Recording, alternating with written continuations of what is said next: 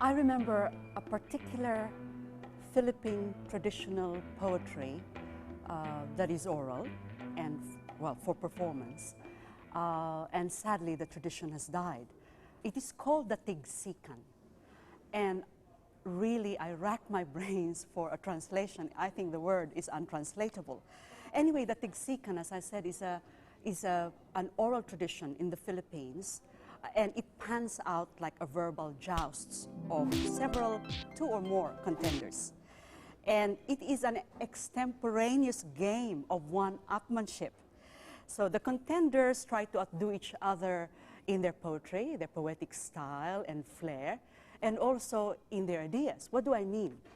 Okay, the poems are in quatrains, four-liners. So let's say one poet would recite 4 lines extemporaneously, and then the next person will recite his or her own piece, also extemporaneously, to outdo the previous poet's style or flair, or, it's another thing, to actually argue a point made by the previous poet.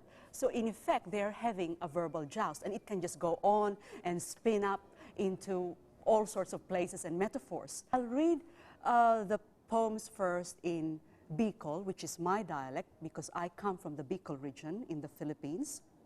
So I'll read it in the Bicol dialect first, translate it into English.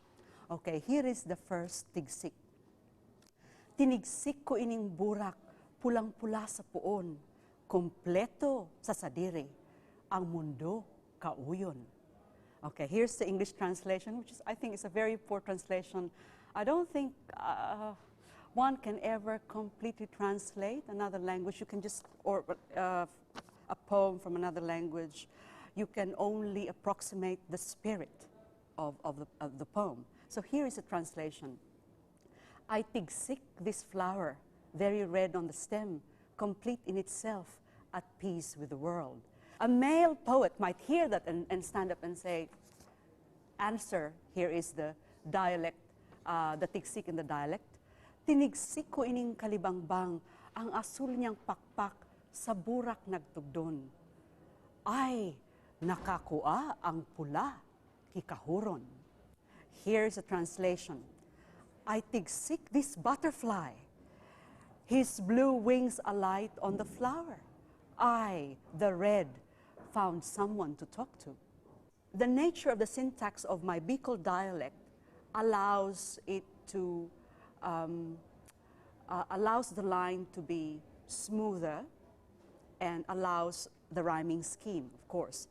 Another point is when you say in the dialect, nakakuha ang pula kikahuron, kikahuron, you just have 2 words there. But if you translate it into English, someone to talk to, it is so, you know, it is so tedious, so many words.